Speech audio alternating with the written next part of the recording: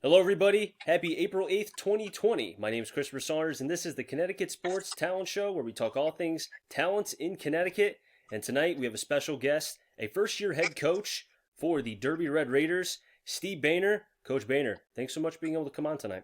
Chris, thanks for having me. Really looking forward to this. And first off, before we get this conversation going, because you and I just talked for about 40 minutes, I like what was going on here, but congratulations on getting the job. I know you probably have now zero time being the baseball coach, a teacher, you're also a husband, and also you have a daughter. So your time is zilch. Yeah, it's been a little bit of a struggle to just manage all of it.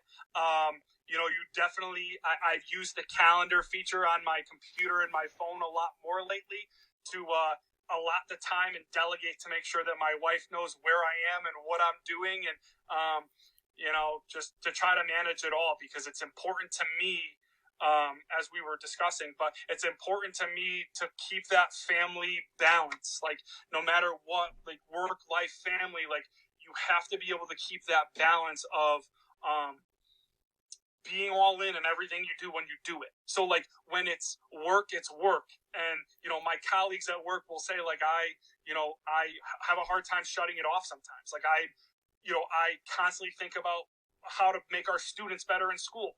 When it's baseball or football, like, I'd be lying to you if I said, I'm not sitting up until, the wee hours of the morning sometime updating huddle or, looking back at our game changer stats from last year for baseball and, running through my mind decisions that I made in baseball last year. And then, when it's family, it's family. So like, whether it's spending time with my wife or, bath night with my daughter, Gabriella, like, it's finding that balance in whatever we're doing, like being able to say, okay, this time is for this, and baseball time's for baseball, and that balance is important because if you lose sight of any of those things, then you're not, you have to keep in mind where your priorities are all times. And you talk about the family aspect, and I love that because at the end of the day, family's family, sports is sports, and it's something to take your mind off things, which is what we need with the coronavirus. But sports is now gone, so all you really have is your family. And I think, going back to your time with Woodland, both with Chris Anderson and now with Coach Maffo, Chris Maffo, both of them really kind of left an imprint on you, an imprint on you for your coaching, not just in baseball, but in football as well. Yeah, so you learn. I've been doing this for a little bit of time now, both in baseball and in football, and what I've learned is from my experiences working with any coach, whether it's Chris Anderson, Chris Maffo, George French, Mike Giampetruzzi, Mike Phelan, Mike Kingsley, any of the coaches I've worked with over my time, it's important to realize both what is the things I want to bring with me when I become a head coach or when I move on, and what would I do differently? So like there are positives and negatives to all of those coaches, and they're all great coaches, and all of them have left an imprint on me. Whether it's a drill, how we're going to coach a period in football, something we're seeing on the field. Like I look at Coach Anderson, for example, and getting in that guy's mind and thinking and talking through offense with him at Woodland the last couple of years, there's been times that he sees things in a way that I could never see it. But once he says, no, you want to look for this, now I see it. Or looking at how Chris Maffel prepares to win a football game every week. There's nobody in Connecticut football that puts more time into figuring out how to win a football game every week than Chris Maffel.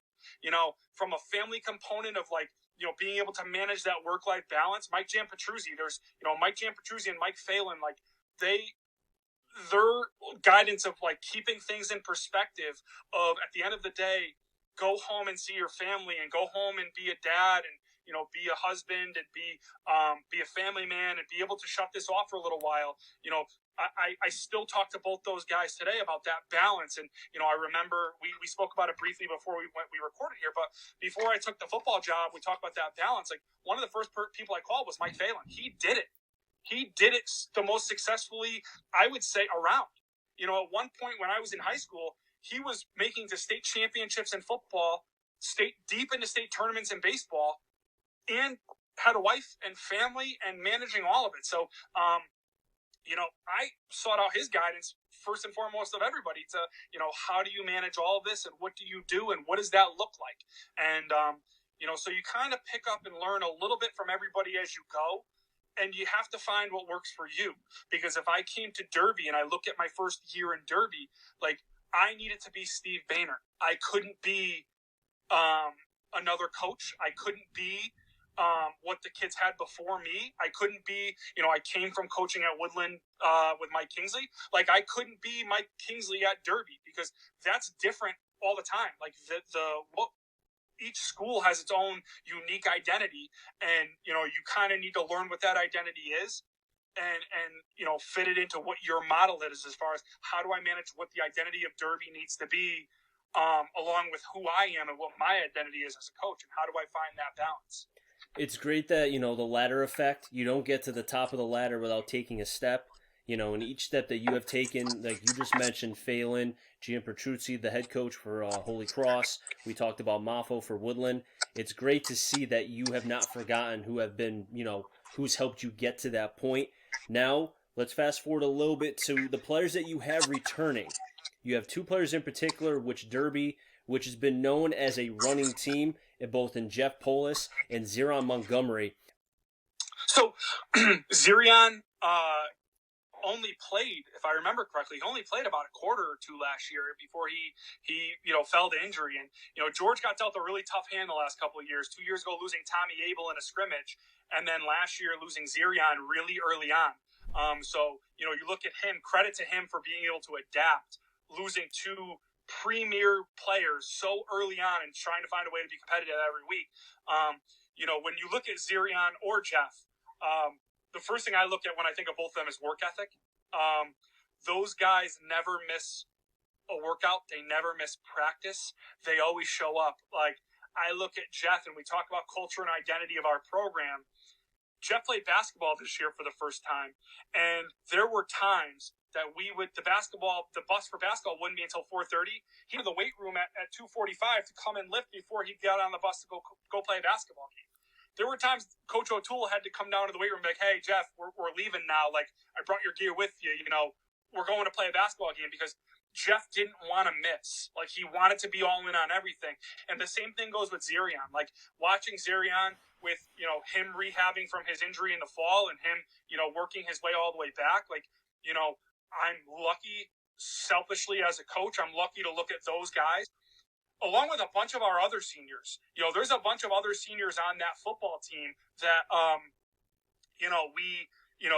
we have some other guys coming back that, Antonio DeGraca and Brandon McLean and Massimo Patine and Drayton Suma. There's a couple of other seniors on that team that I think, and I know I'm missing Bryce Cotter. There's a couple of other guys in there that I can throw their names in as well and say, like, there's a good core of that team that I think all of those kids are, they're hungry, and if we can replicate and try to build off the work ethic set by guys like Jeff Polis and Zirion, as far as their ability to want the ball on the field. Like, I think that's important. Obviously, like, that idea of I want the ball, give me the ball right now, and mixed with being a guy off the field. And I think that's the most important thing for them right now, is building that culture and identity off the field of, am I going to be a guy that can show up to summer workouts? Am I a guy that can show up to in the classroom? Like, sometimes we forget that, like, who you are in the building and school and the representation of our program is equally as important as who you are on Friday night,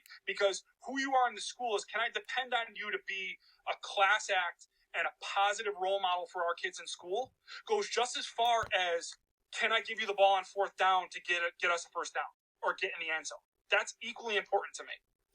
Two things that jump out to me real quick. One, the fact that you've been a coach now for a couple months for football, and you just named what sounded like the entire roster. So, praise to you. And two, between prior to this interview and right now, I just love the energy just oozes off you. I can just, you make me want to put pads on, and trust me, I suck at football, but you make me want to put pads on and just go run straight through a 300-pound offensive lineman for you. Seriously. You want to know what, Chris? Like, I think it's a combination of, like, being a former player. Mm-hmm. I try to keep sight of again, like I always go back to like when I played, and guys like Coach Phelan and Coach Jim Petruzzi, they would run through a wall for us. And you know, somebody once said to me, and like this resonated with me as a coach, I've never forgotten it. Never do anything, never ask your kids to do anything you wouldn't do yourself. So like when I ask our kids to show up at 7 a.m. for practice during baseball season, I better be there at 6:30 or 6:15 to get ready. Because if I walk in at 6:59, that's not the message for our kids. Our kids need to know that no matter what, like when it comes to getting in the trenches and trying to find ways to win, and that's something that when I look at Chris Maffo, anytime he's asked the kids to go to war for him, he's also the one on the front lines with them. He's not off in the distance saying, good luck, go do this, I'll see you on the other side. Mm-hmm. He's with them. And that's a message that I've tried to resonate with over the last couple of years of, you know, if we're going to win something or we're going to lose something, I need our players to see that I'm going to give 120% along with them.